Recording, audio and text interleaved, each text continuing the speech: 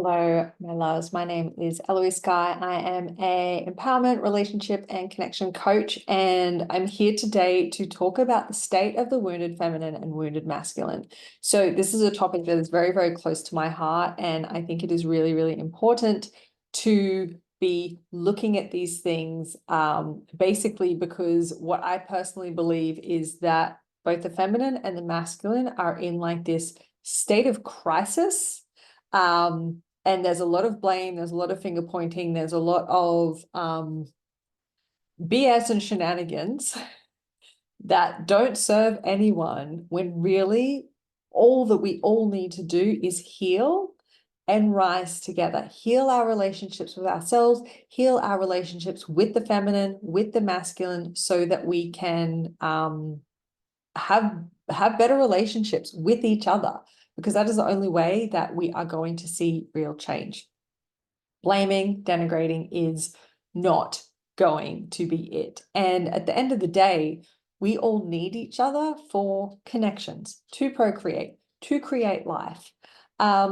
So with what I'm going to say, you don't have to agree with everything that I say. What I'm really seeking to do is to provide I guess, kind of like some kind of an explanation for the situation that we find ourselves in, and how we can move forward. And it's obviously a very complex topic. Also, just to say that masculine and feminine doesn't have anything to do with gender. We both carry masculine and feminine inside of us, but also the way that our society has been built and is structured is in a very heteronormative way, right? That is how we have arrived where we are now, which is changing.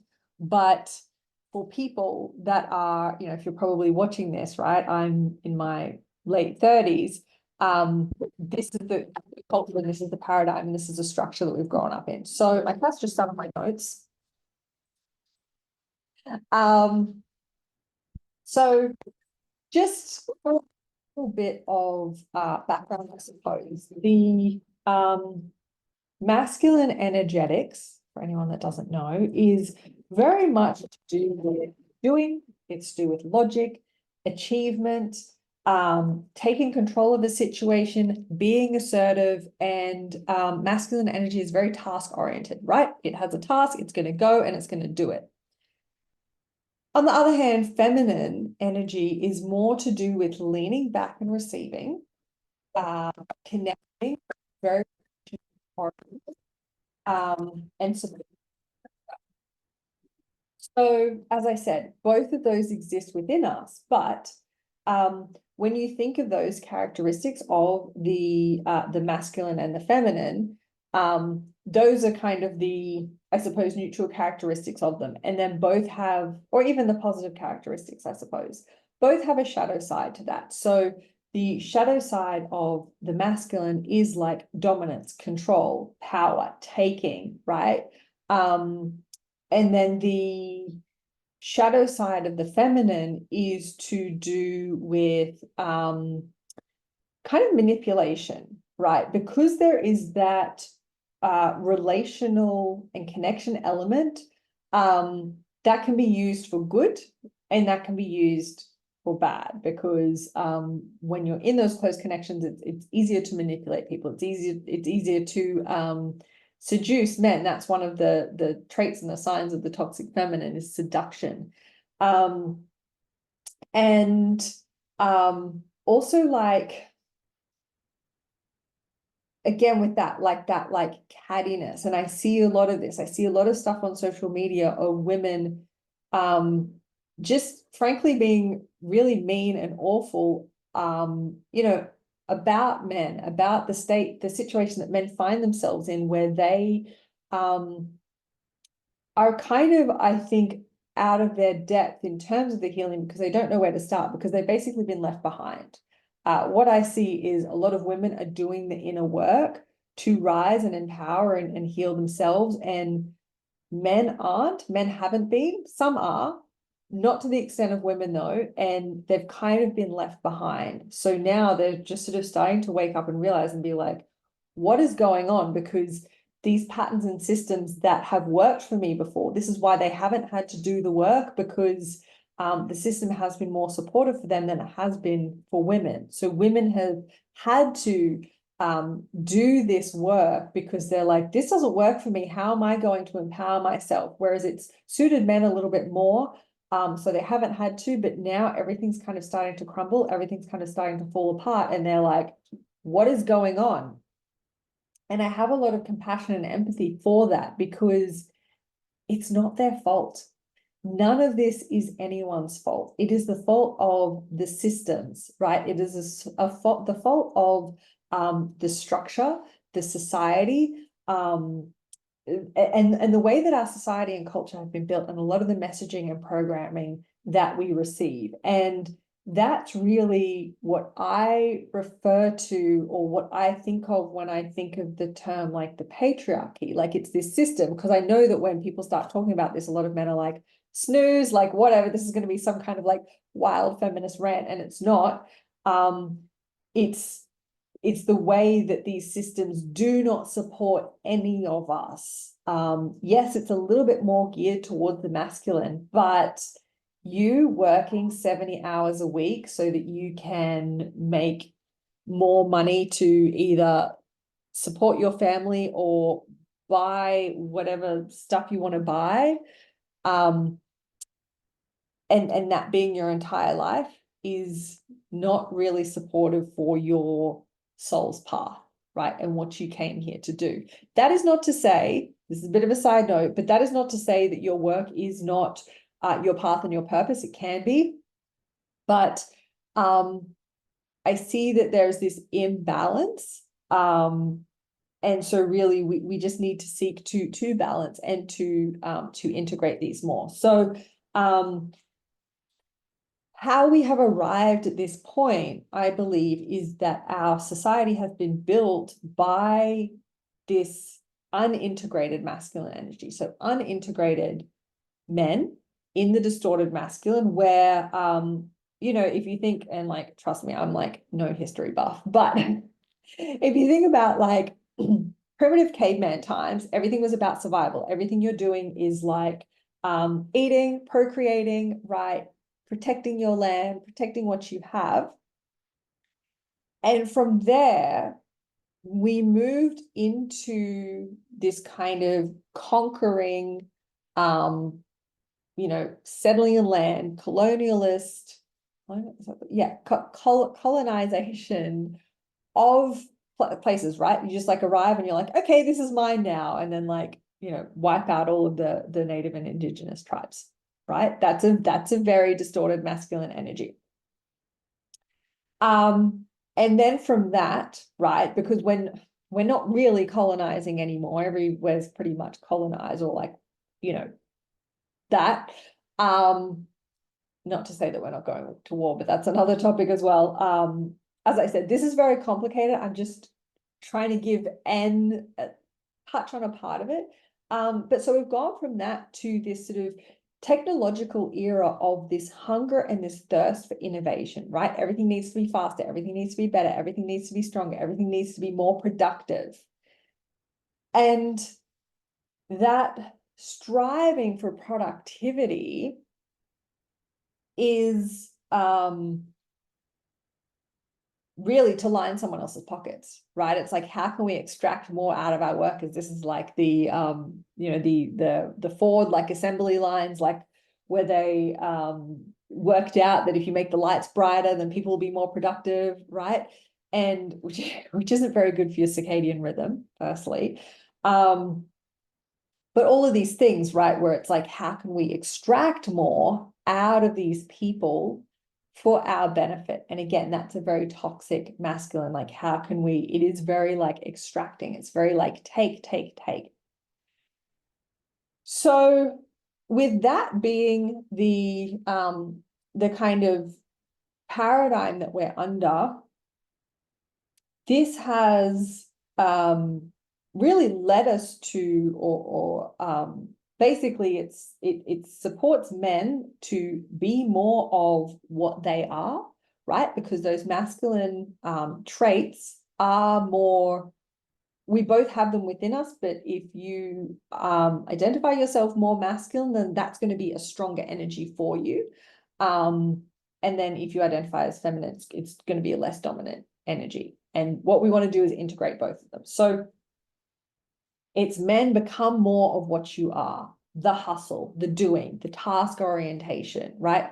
Women become less of what you are, because those traits of connecting and relatability and relationships and supporting is less valued. And so where we find ourselves now is that, in like a corporate environment or whatever, women are having to basically compete with men and embody more of these things at the expense of her feminine nature. So there's a lot of bros out there that will tell you that women are too masculine, they just need to lean into their feminine, they just need to relax, they just need to surrender so that the man can do his job. And it's very difficult for us because our society doesn't support us to do that, firstly, and us being in our masculine energy also feels a lot safer for us. So we cannot really go into the feminine unless we feel safe. And particularly in relationships and dating, this comes up a lot where, men often want to lead, but because we're so used to leading in our own lives, it can be hard for us to let go of control. And also, we don't know if you're a safe person to be able to surrender to, right? Are you going to abuse our trust? Are you going to abuse us? Is something going to happen? So it is only once we feel safe. So you actually need to do the work to build the safety, to support us to feel safe, and then we will, right? And it will be a floodgate of opening and surrender. And I think that really gets missed a lot of the time. So men become more of what you are, women become less of what you are, and then women now take on all of these masculine traits to compete with men to survive. And as men become more of that, they also disown their own feminine traits. So their connection to their emotions. I mean, this is part of the issue. This is part of the crisis that men find themselves in, is that they weren't taught to feel, identify, process their emotions. It's all so suppressed. And again, things like that are changing, but a lot of the mental health issues that we see with men are to do with all of this stuff that is bottled up, because certainly in my generation, anyone above me, and anyone within this kind of generation, like we were just taught that men, and this is very well documented, that it's not okay for them to express their emotions. Okay, so as we have both lost our connection to the feminine because our society doesn't value that, everything is lopsided, everything is geared towards the masculine. So ask yourself this: what is your relationship to the feminine traits? What is your relationship to your emotions? Genuine question, think about it. Your intuition. What's that? Do you connect in, and do you get your gut feelings? Do you just know things? Or do you get the messages and you're like, that doesn't make any sense, I'm gonna logic my way out of it and make this decision instead? And your relationship to rest. Just resting, just allowing things to flow, what will be to be. And do these things feel safe to you? Do having or expressing your emotions feel safe, either to yourself or with other people? Just trusting your intuition feels safe. Intuition is like a muscle. The more you trust it, the better it serves you, and the more that you can discern, but you kind of have to take that leap of faith at the start. And rest. Does it feel safe to rest? I have so many clients that are waiting until the thing before they can rest, which is a 100% recipe for burnout. There are ways that we can rest and do at the same time. Okay, different topic for another day. So I'd like to know in the comments, maybe if you feel inclined, like, do those things feel safe to you? What is your relationship to those things? When we undervalue these in our society, when we fail to recognize these qualities within us, our emotions, right? Even I can speak from my own experience of not wanting to admit my emotions, right? Not wanting to admit that I'm sad or disappointed or upset about something, especially because those emotions are perceived as negative, right? We're allowed to be happy, we're allowed to be all these things, but the ones that we're told are negative emotions, they again are the ones that you need to suppress, right? Just be happy, just put on the smile, right? Again, this is very much a way that women are conditioned, right? That we're not allowed to express these more challenging emotions, which leads to a lot of feminine rage that is bottled up from all of these things that haven't been expressed, which again is another topic for another day. But so when we undervalue and fail to recognize these qualities within us, we also don't value and recognize them within our society in real life. So when you look at what is feminine, and a good example of this is Earth, right? Mother Earth, nature. It gives and it gives and it gives. The way that a mother does, the way that a mother's job is never done, the way that it's never over, the way that you really, I suppose, sacrifice, but from a place of like, you just give because you're supporting your children as the maternal instinct, as I understand it. So the earth gives and gives and gives, right? We have everything that we need. We've got water, we've got food, all of the things. And how do we treat it? Like, how does our society, how does this patriarchal system treat the earth? Well, it extracts and extracts and extracts all of the resources through mining, right? We have plastic everywhere, right? Just trashing stuff, just littering, the pollution, like, so all of this stuff has kind of been allowed to happen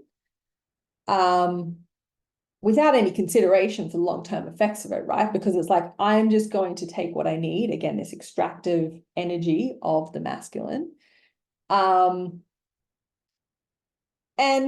whatever, she'll deal with it.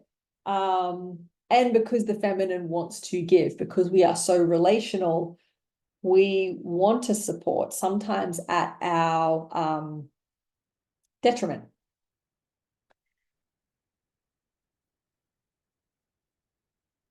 We also see a lot of, kind of archetypes that are portrayed in television, movies, what messaging we receive, what is modeled to us about women, about men. So you see a lot of these stereotypes of maybe like the nagging woman.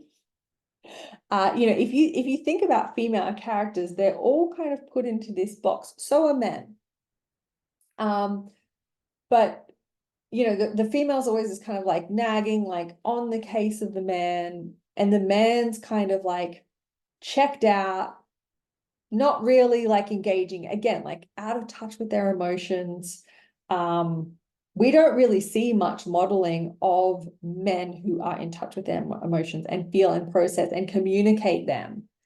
It's the stereotype of like, my man doesn't communicate to me. Well, is the woman creating the environment for that, or is she asking for it in a way that is going to make him close down? That's also another topic. Anyway, so we're kind of like fed all of this these things, and then we start to adopt those traits, we start to adopt those characteristics. So we think that that is how you be in relationship, that is okay for you to be like nagging your partner, and your partner to just be like, oh my God, whatever, stop nagging me, when actually you can be together from a place that feels right and true and connected, where you're both able to get your needs met without any of these shenanigans, without any of these like game playing, manipulation, avoidance. Because when we avoid, we're taking an easy path in the moment to our long-term detriment. And so, you know, that's really the situation that we find ourselves in, is that like we've taken on these archetypes, like our society doesn't support us to be connected to the feminine, which is why we're often shut down. Now, we've got women who are kind of hyper masculine, and now are sort of kind of in this position of dominant, again, with what I said about like a lot of the stuff that I see on social media, in this position where they are trying to dominate men, to be like, be better, do better. Why aren't you these things? And so I think that that's really challenging. I think that that's really challenging where we're at. And so my work now is to really help to decode and reprogram that. I'm going to put a link below to, I've got a wait list going for a course that I'm going to run in a couple of months' time about recoding love. So your relationship with yourself, your relationship to partners, looking at healing the wounds, and you know, getting really clear on what it is that you want, and how you want to be in relationship. Because if you've found yourself in that kind of relationship where like your partner isn't showing up, or you're not able to communicate, or you're constantly bickering, or you feel a lot of resentment, that's we are not in relationship with each other for it to be like that, right? We're in relationship to grow and to heal and to have beautiful experiences together and share life with someone and have someone on your team. And if it doesn't look like that, then maybe there's a little bit of work to do. Anyway, my contact details are below as well if you want to reach out to me. I'd love to know what you thought of this. Give me a like if you liked it. Give me a comment. And as I said, like, you don't have to agree with everything that I've said, but I'm really just seeking to provide a context for this, because I do think that this is really important. I think we need to realize that this is what is going on, and we need to work out what we're going to do and how we're going to create change so that we can both be empowered, so that we can both be in our healthy integrated selves, where we are balanced between the masculine and the feminine. Okay, so I am sending you so much love, and I will see you next time.